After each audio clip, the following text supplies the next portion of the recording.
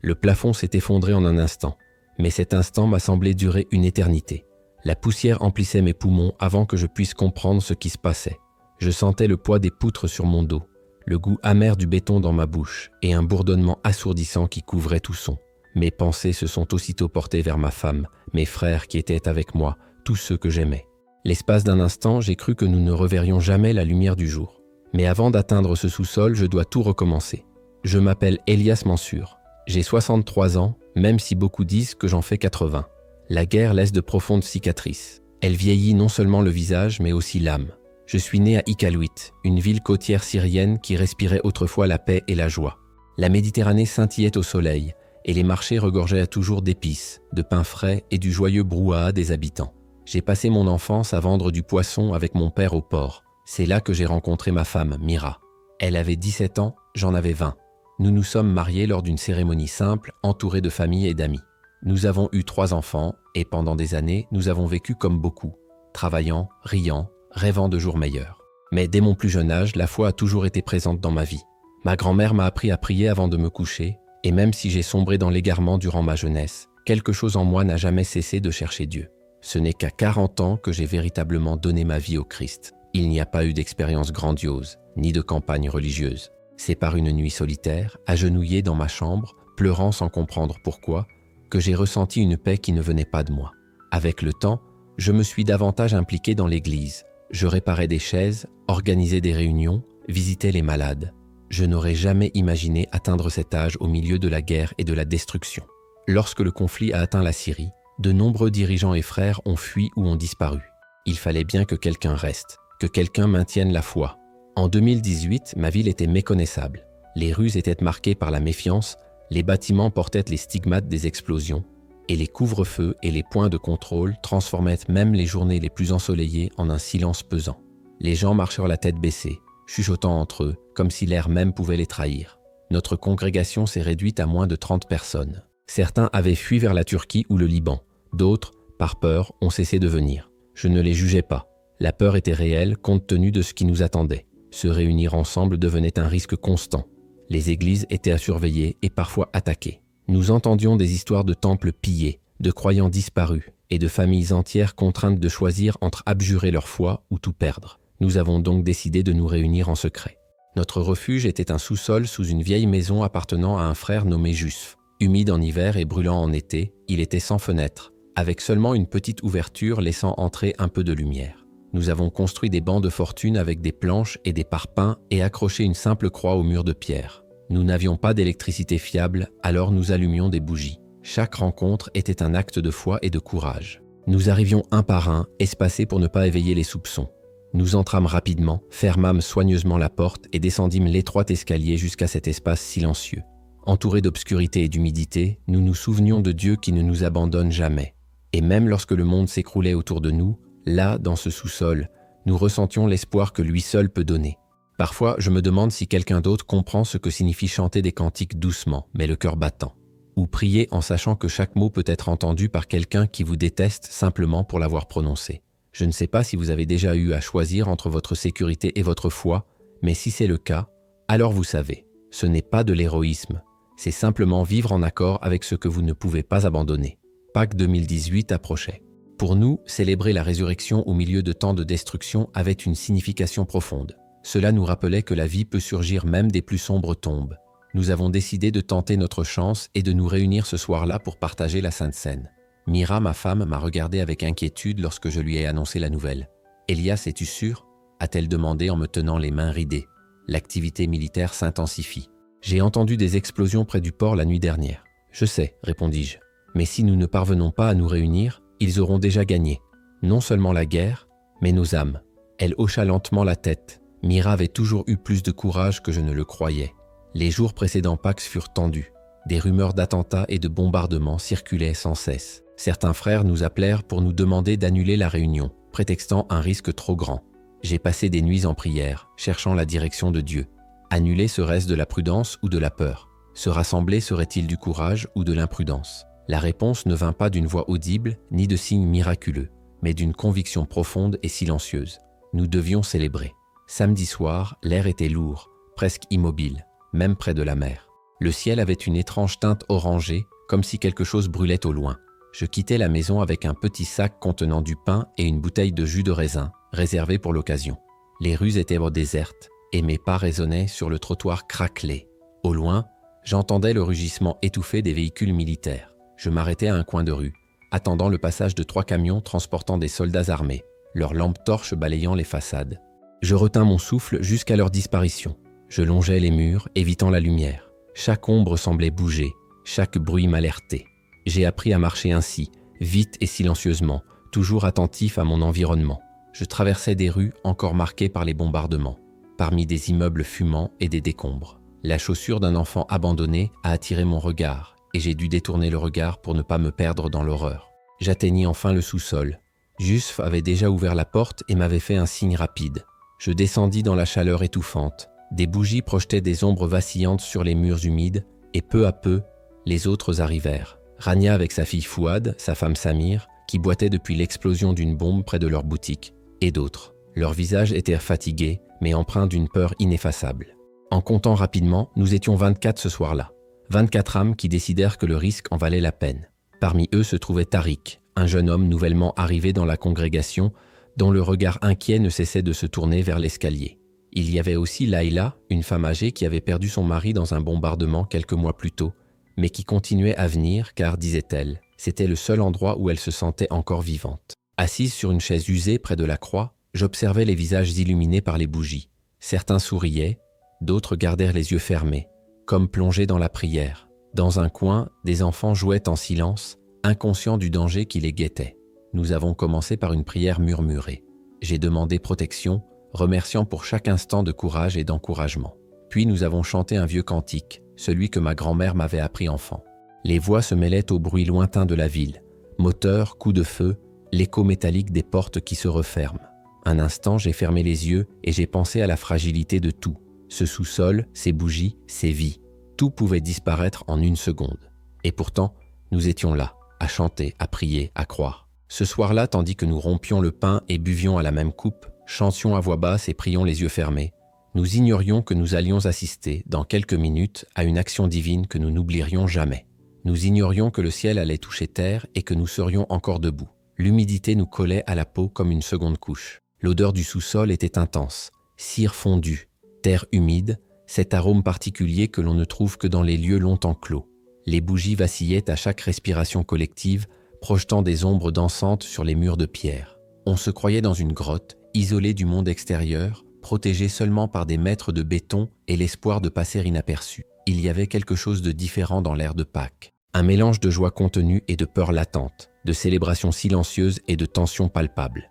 Nous le ressentions tous, même si personne n'osait le dire à voix haute. Juesf avait installé une petite table au centre du sous-sol, une simple planche soutenue par des caisses, mais pour nous, c'était l'autel le plus sacré du monde. Nous y avons déposé le pain que j'avais apporté, enveloppé dans un linge propre, et la bouteille de jus de raisin. Il y avait aussi une Bible usée, les pages jaunies et les coins pliés à force d'être utilisés.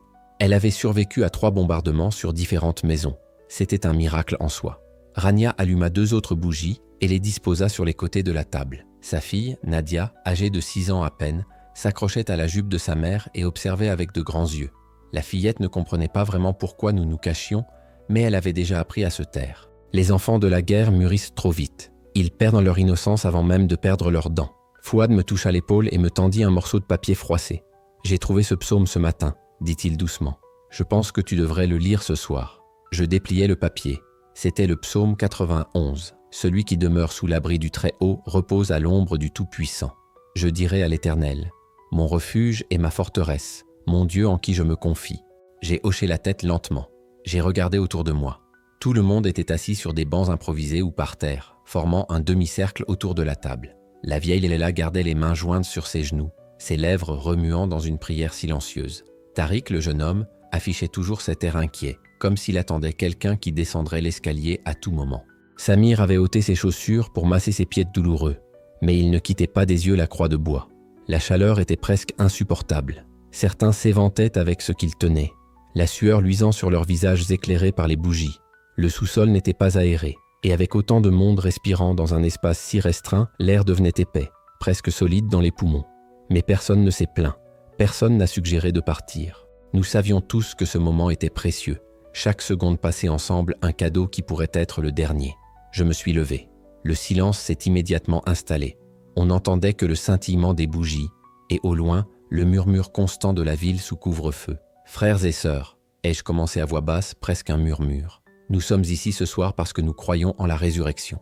Nous croyons que le tombeau n'a pas pu contenir notre Seigneur. Et s'il a vaincu la mort, alors nous aussi pouvons vaincre la peur. J'ai vu des têtes s'incliner, certaines murmurant « Amen », presque sans voix.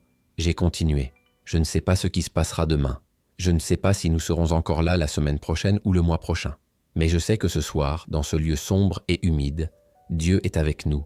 Car là où 2 ou 3 se rassemblent en son nom, il a promis d'être présent. J'ai lu tout le psaume 91. Chaque verset semblait peser plus lourd que le précédent. Tu ne craindras ni les terreurs de la nuit, ni la flèche qui vole le jour, ni la peste qui rôde dans les ténèbres, ni la destruction qui ravage en plein midi. 1000 personnes peuvent tomber à tes côtés, et 10 000 à ta droite, mais elles ne t'atteindront pas. Quand j'eus terminé, le silence qui s'installa était profond, mais non vide. Il était empli de quelque chose d'invisible, presque tangible, planant entre nous, respirant avec nous. Quelqu'un toussa doucement, une bougie crépita. Un chien aboya au loin, seul dans la nuit syrienne. Je rompis lentement le pain. Le craquement de la croûte semblait plus fort dans l'espace exigu. Je le brandis à la vue de tous. « C'est son corps, brisé pour nous », dit-il. Et je commençai à distribuer les morceaux de main en main. Laïla essuya une larme avant de porter le pain à sa bouche. Fouad ferma les yeux, comme s'il retenait une mer d'émotions. Rania embrassa le front de Nadia avant de lui tendre son morceau. Il y avait une beauté tranquille dans cette simplicité. Nous n'avions ni costumes sophistiqués ni cérémonie grandiose. Il n'y avait pas de bâtiment imposant, de musique professionnelle ni d'hôtel de marbre. Nous n'avions que la foi, les uns les autres, et ce pain partagé, nous rappelant que nous n'étions pas seuls. Et nous étions là dans un sous-sol sombre et humide, avec des bancs en bois éclatés et des bougies dégoulinant de cire sur le sol, témoignant que la véritable Église ne dépend pas des murs, mais des cœurs unis en Dieu. Pourtant, je ne m'étais jamais senti aussi proche de Dieu qu'à cet instant. J'ai versé le jus de raisin dans de petits gobelets en plastique que nous avions achetés. Ce n'étaient pas des calices en argent ni des coupes raffinées, mais à cet instant, c'était notre bien le plus sacré. Je passais entre les rangs, remplissant chaque gobelet avec soin, sans en renverser une seule goutte. Chaque goutte était précieuse. Quand chacun eut le sien, je levai le mien. Ceci est son sang, versé pour le pardon des péchés. Buvons-le ensemble, en nous souvenant qu'il a payé le prix que nous ne pouvions pas nous permettre. Nous avons bu en même temps. Le silence était presque assourdissant. J'entendais les battements de mon cœur, je sentais la présence de chacun dans cet espace, comme si nous étions reliés par quelque chose d'invisible mais réel. Puis il s'est mis à chanter. Ce n'était pas prévu. Il a simplement ouvert la bouche, et les mots sont sortis doucement, mais fermement. « Merveilleuse grâce du Seigneur que tu m'aies sauvé, moi, un pécheur. » Une à une, les voix se sont jointes à nous. Nous chantions à voix basse, mais l'intensité compensait le manque de volume. C'était comme si nous crions en silence, proclamant notre foi au milieu du danger. J'ai fermé les yeux en chantant. L'espace d'un instant, j'ai oublié où j'étais. J'ai oublié la guerre, la peur, les décombres et les cicatrices de la ville. Il n'y avait que cet instant, cette communion, cette rencontre avec l'Éternel au milieu de la tempête. La voix de Laïla s'éleva, tremblante mais ferme. Samir tapota doucement le sol de la main, en rythme. Certains connaissaient toutes les paroles, d'autres seulement la mélodie, mais tous sentèrent la musique palpiter dans leur cœur. Je me souvenais des dimanches d'avant-guerre où plus de 200 personnes se rassemblaient, où les instruments jouaient et où nous chantions à tue-tête sans crainte. Ces jours-là semblaient être une autre vie, un autre monde. Et pourtant, là, dans ce sous-sol humide et sombre, avec seulement 24 personnes et pour seuls instruments nos voix rauques, je sentais Dieu plus proche que jamais. Peut-être parce que lorsqu'on perd tout, on comprend enfin qu'il est tout ce dont on a besoin. J'ouvris les yeux et observai les visages autour de moi. Chacun portait son propre deuil. Laïla avait perdu son mari. Fouad avait vu son commerce brûler. Rania avait fui sa ville natale avec pour seul bagage. Samir boitait en permanence, souvenir d'une explosion qui avait failli lui coûter la vie. Et pourtant, ils étaient là, chantants, résistants, croyants. C'est alors que nous atteignions le dernier couplet de l'hymne que j'entendis le premier son. Un sifflement aigu dans le ciel, lointain au début, mais qui se rapprochait rapidement.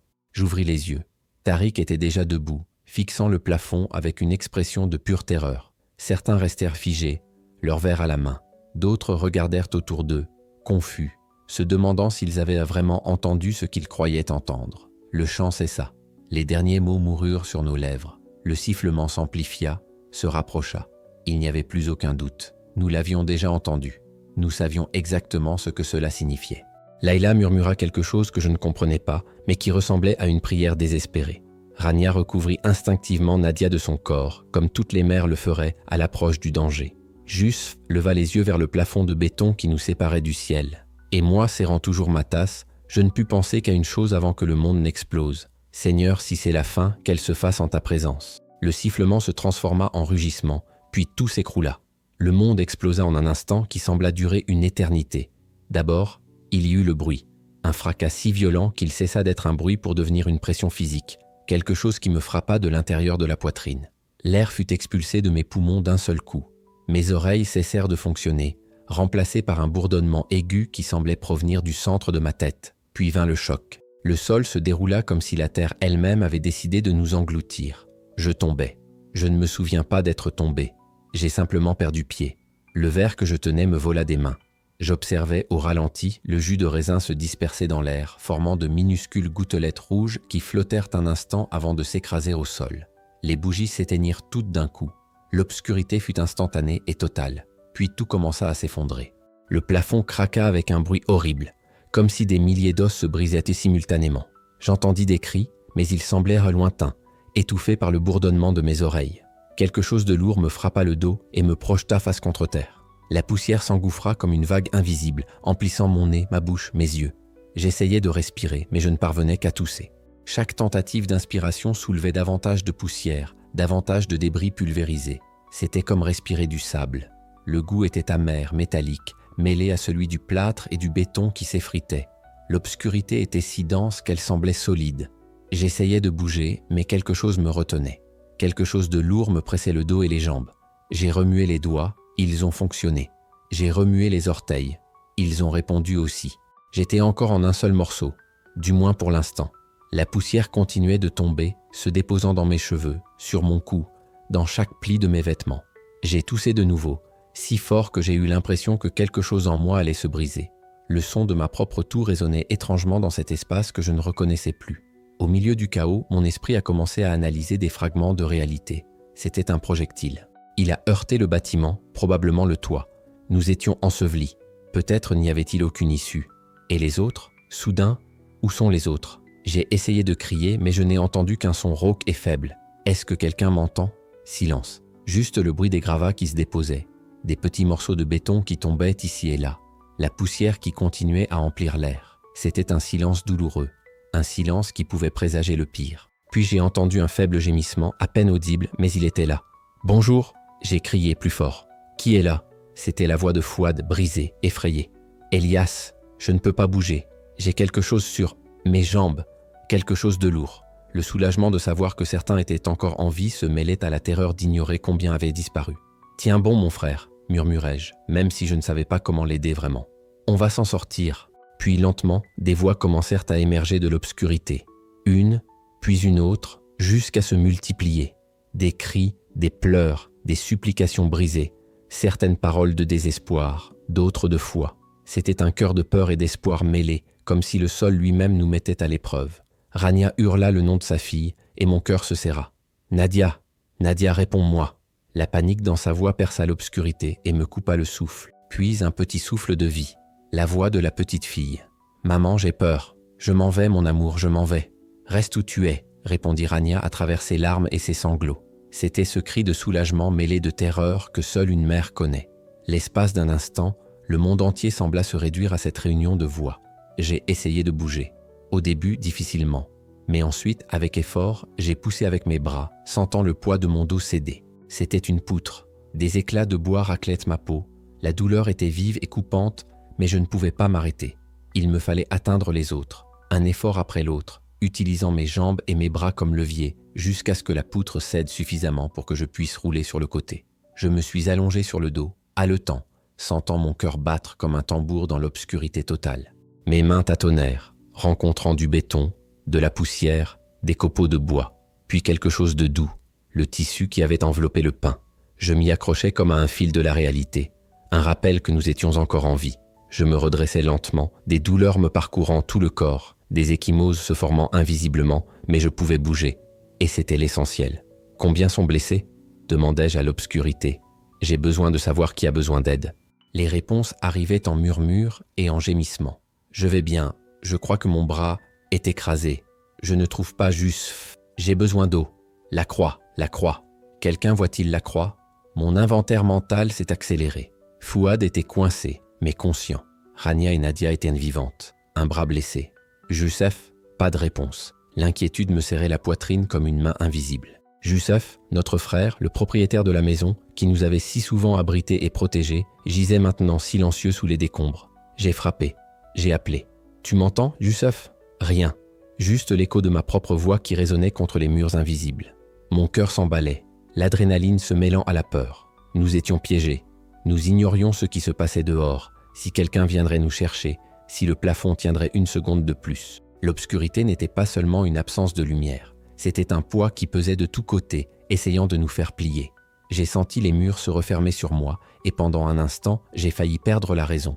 Mais soudain, je me suis souvenu. Ils avaient besoin de moi. Je ne pouvais pas me permettre de paniquer.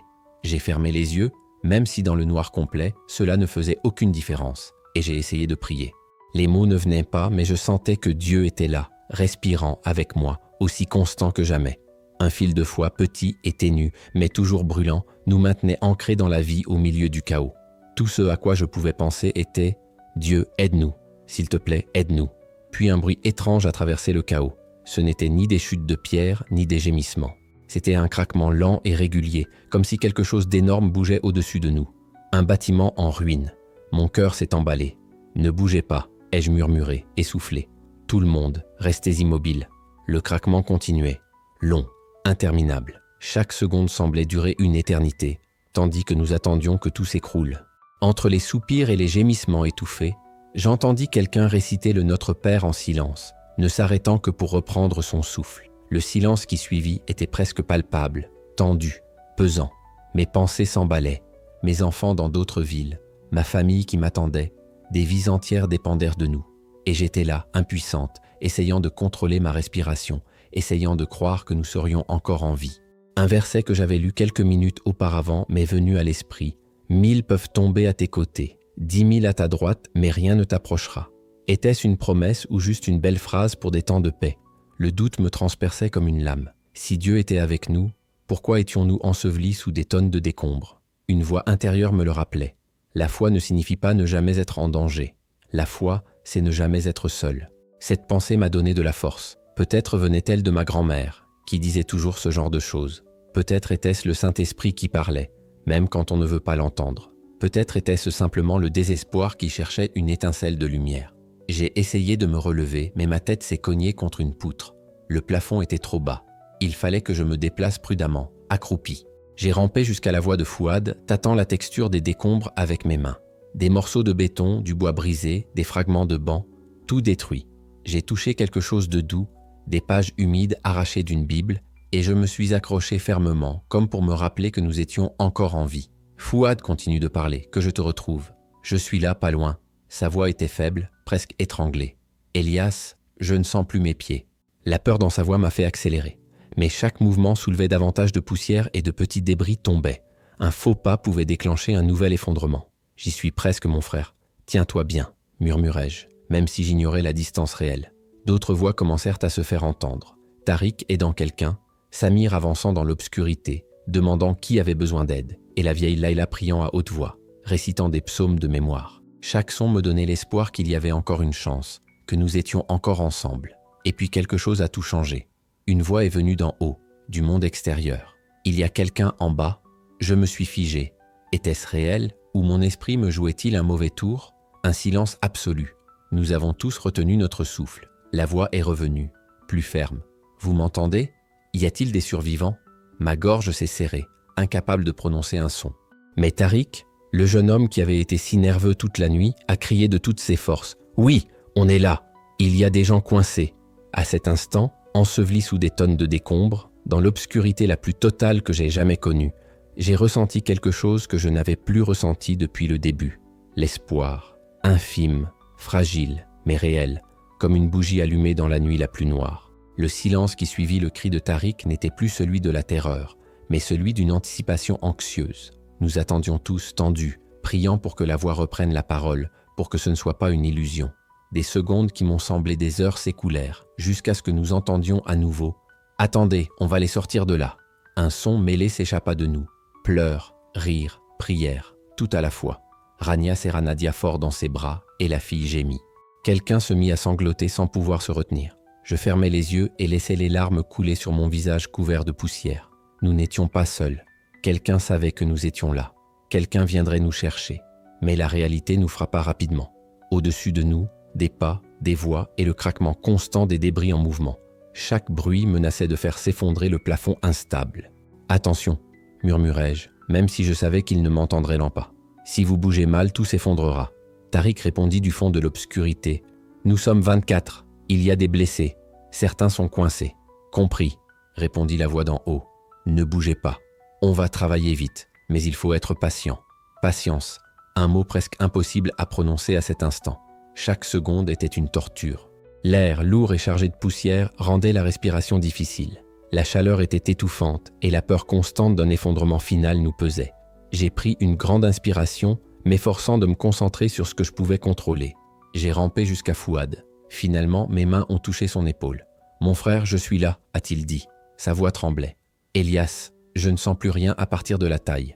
Quelque chose d'énorme m'est tombé dessus.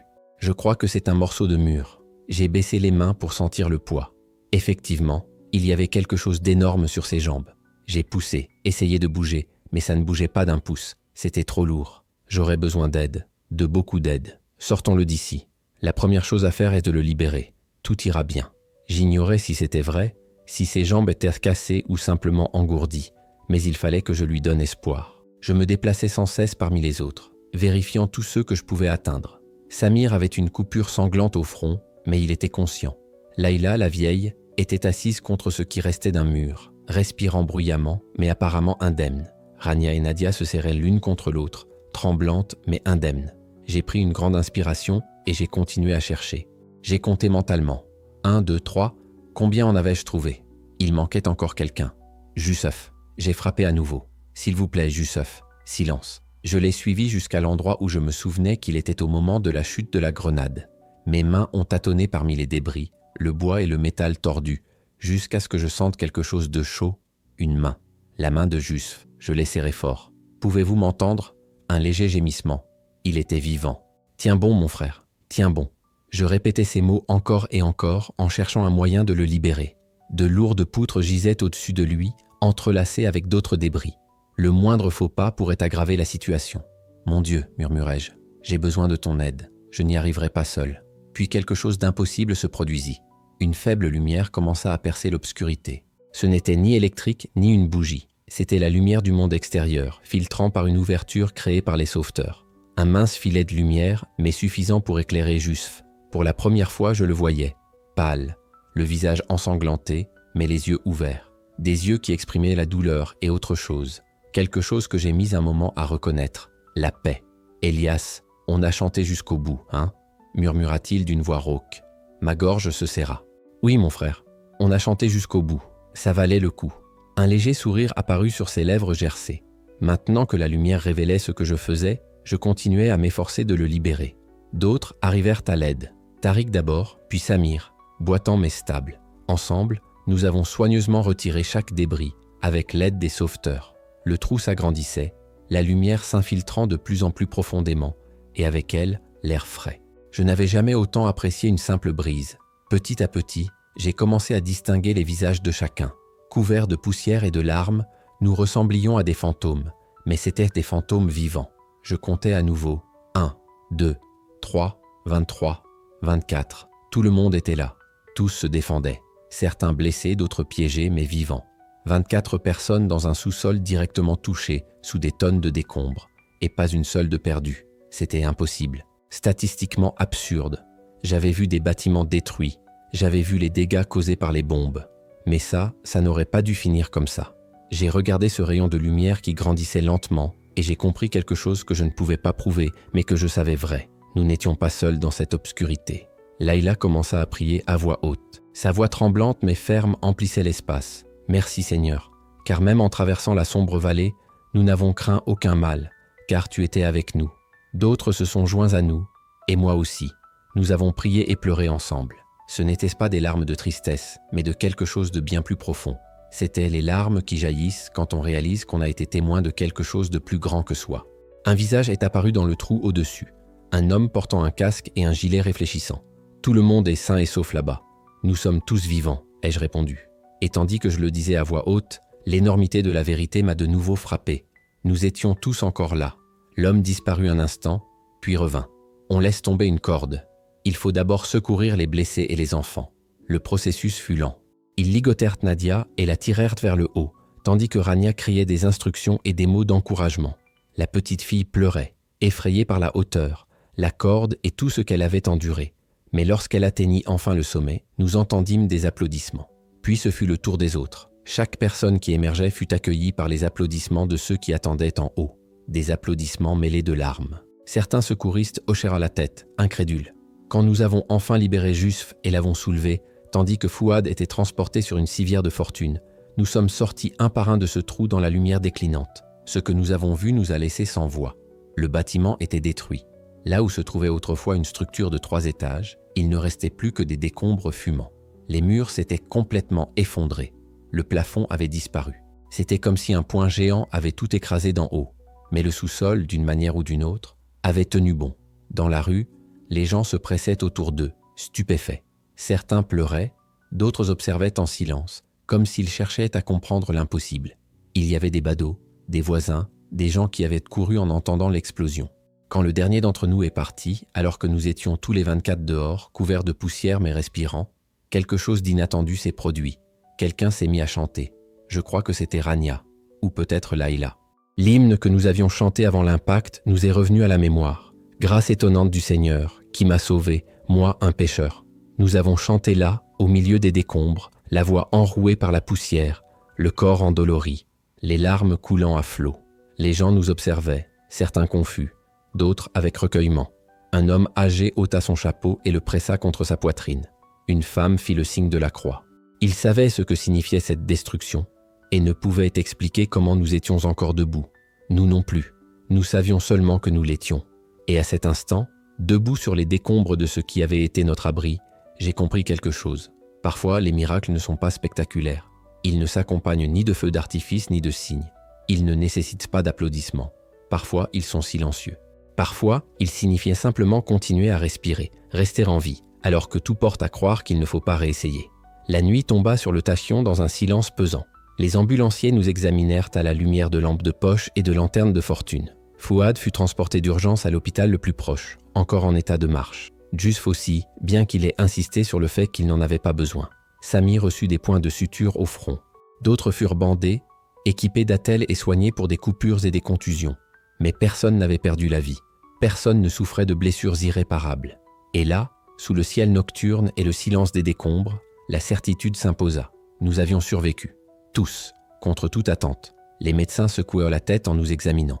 L'un d'eux, un homme âgé à la barbe grise, me regardait. Elle m'a regardé dans les yeux et m'a dit « Je travaille aux urgences depuis 30 ans. J'ai vu toutes sortes d'accidents et d'agressions. Ce n'est pas normal. Vous devriez être dans des sacs noirs, pas ici, à chanter des hymnes. » Je ne savais pas quoi dire. Je l'ai simplement remerciée et me suis assise sur un pan de mur effondré, essayant de digérer tout ce qui s'était passé. Peu après, elle est revenue en courant. Quelqu'un l'avait prévenue. Elle m'a vu couvert de poussière et de sang séché et s'est évanouie.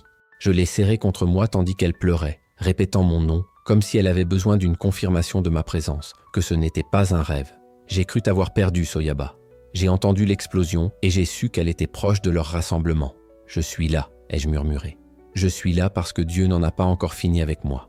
Nous étions ainsi, bras dessus, bras dessous, sur les décombres, tandis que le chaos persistait autour de nous. Il y avait des véhicules militaires, des ambulances, des gens qui couraient dans tous les sens. L'odeur de la poudre et de la destruction emplissait l'air. Les sirènes hurlaient au loin, se mêlant aux voix qui criaient des instructions.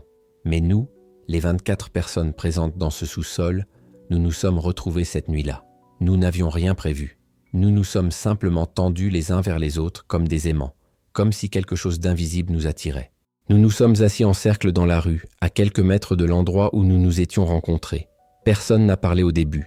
Nous nous sommes juste regardés, incapables de croire que nous étions tous là. C'est Laïla qui a rompu le silence. « Je l'ai vu », dit-elle d'une voix ferme.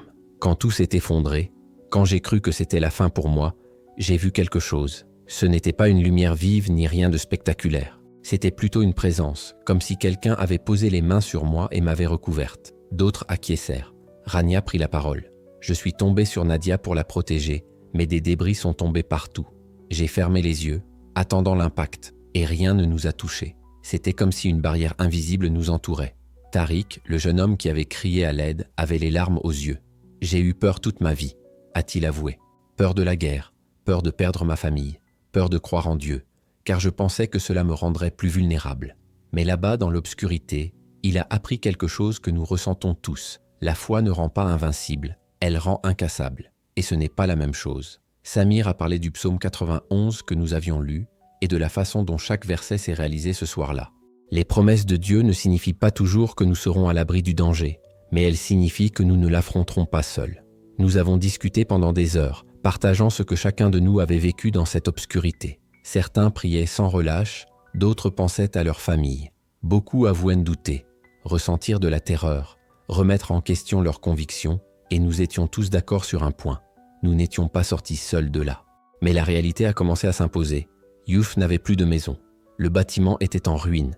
Nous ne pourrions plus jamais nous y retrouver. Et avec l'intensification du conflit, il était trop dangereux de rester ensemble. La décision a été prise ce soir-là même, au milieu de larmes et d'accolades qui semblaient interminables. Nous avons dû nous séparer.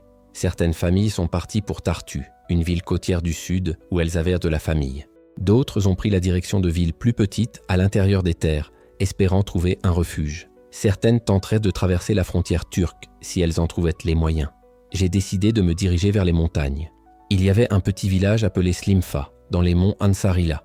Un frère qui avait réussi à s'échapper des mois plus tôt m'a parlé de cet endroit. Il m'a dit que la paix y régnait encore, que des familles chrétiennes vivaient discrètement, loin du danger, et qu'il y avait quelqu'un qui pourrait m'accueillir. Je ne voulais pas être séparé, ni mes enfants, mais nous savions tous que rester dans la Takia n'était plus une option. Nous avons survécu à l'attaque, et tout le monde l'a compris.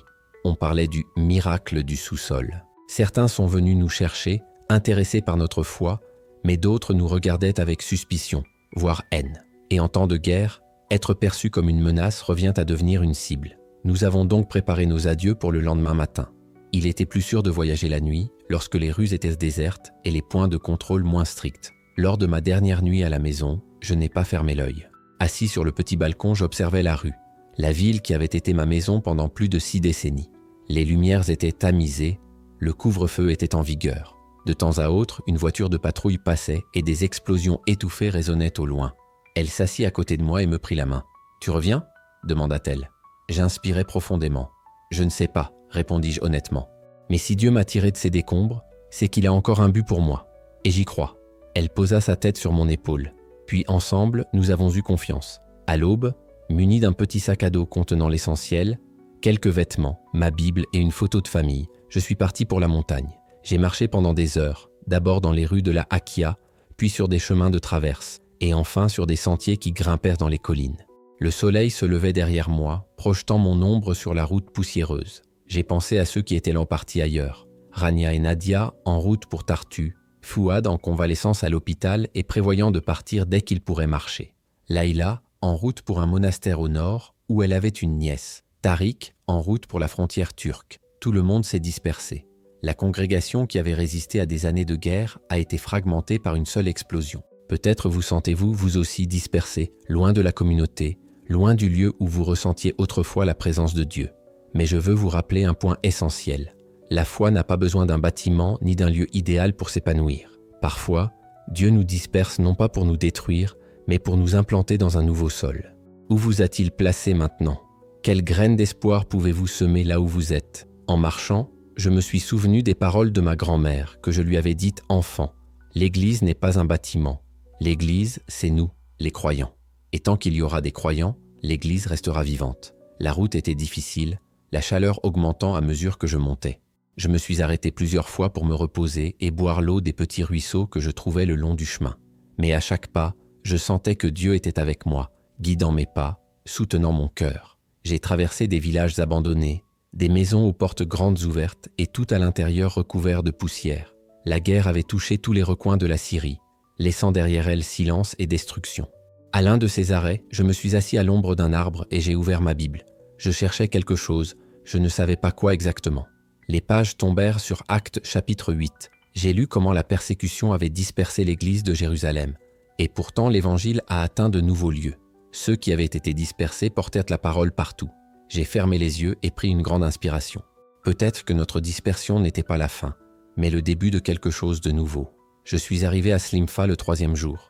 Le village était perché à flanc de montagne, avec ses maisons en pierre qui semblèrent sortir de la roche. L'air était frais et pur, et le bruit de l'eau qui coulait dans les ravins me procurait une paix que je n'avais pas ressentie depuis longtemps. Le contact que mon ami m'avait donné était un homme nommé Bachir. Au début, il m'a accueilli avec méfiance, mais lorsque je lui ai raconté tout ce qui s'était passé, son regard a changé. J'ai entendu parler de « vous », dit-il. L'histoire leur était parvenue. 24 personnes ayant survécu à la destruction d'un immeuble. Certains parlaient de propagande, d'autres de miracles. « Je ne sais que ce que j'ai vécu », répondis-je. Il me proposa alors une chambre simple à l'arrière de sa maison, d'où je pouvais voir la vallée, et par temps clair, même la Méditerranée au loin. J'ai commencé à vivre tranquillement. Je travaillais à la ferme, réparais les toits, faisais le nécessaire. Mais je partageais aussi mon histoire, discrètement, avec tous ceux qui voulaient bien m'écouter. Je ne prêchais pas sur les places publiques, ni n'organisais de grands rassemblements. Je vivais, tout simplement. Et quand on me demandait comment je pouvais trouver la paix au milieu du chaos, pourquoi je ne vivais pas dans la peur comme tout le monde, je lui racontais cette nuit de Pâques au sous-sol. 24 personnes risquant tout pour adorer. Un toit qui s'est effondré sans nous écraser. Une obscurité qui n'a pas pu éteindre la lumière que nous portions en nous. Les mois ont passé. J'ai reçu des nouvelles de certains de mes frères. Rania et Nadia étaient saines et sauves à Tartu. Fouad s'était rétabli et était auprès de sa famille. Tariq a réussi à traverser la frontière turque. D'autres ont disparu. Et je ne pouvais que prier pour eux. Un après-midi, alors que je travaillais dans les champs de Bachir, un jeune homme s'est approché. Ses yeux étaient fatigués, ses vêtements sales à cause de la route. « C'est toi ?» a-t-il demandé. J'ai hoché la tête lentement. « Pourquoi ?» a-t-il demandé. « Parce que j'ai besoin d'entendre que Dieu est toujours là. J'ai tout perdu. Ma famille, ma maison, ma foi. J'ai besoin de savoir qu'il y a encore des raisons de croire. » Je me suis assis avec lui sous le même arbre et je lui ai raconté mon histoire. Je n'ai pas cherché à enjoliver quoi que ce soit ni à la dramatiser. J'ai parlé de la peur, des doutes, du sentiment que tout était fini. Mais j'ai aussi parlé de la voix que nous avons entendue d'en haut, des 24 survivants, du miracle silencieux qu'aucun de nous ne pouvait expliquer. Quand j'ai eu fini, il est resté silencieux un long moment, absorbant chaque mot, chaque soupir d'espoir qui subsistait. « Et maintenant ?»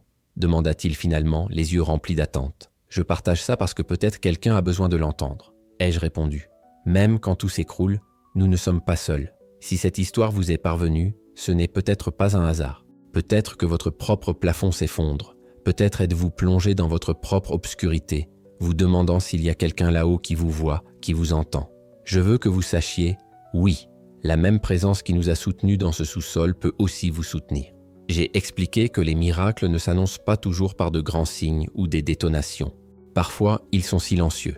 Le simple fait de continuer à respirer, même quand tout nous dit que nous ne devrions pas. Je suis toujours là, dans ce village de montagne, vivant et partageant ma foi en silence. Je n'ai plus de congrégation de plusieurs centaines de personnes, ni de bâtiments avec des bancs et une chaire, mais j'ai quelque chose de bien plus précieux. Une histoire plus forte que n'importe quelle explosion, plus durable que n'importe quel mur. Une histoire qui prouve que Dieu reste fidèle, même lorsque le monde qui nous entoure s'effondre. Et voici ce que j'ai appris. Sa présence ne nous abandonne jamais, même dans les moments les plus sombres. Dans le silence de la nuit, je prie. Seigneur, apprends-nous à faire confiance même quand tout s'écroule autour de nous. Rappelle-nous que ta présence est plus réelle que toute peur que nous pouvons ressentir. Amen.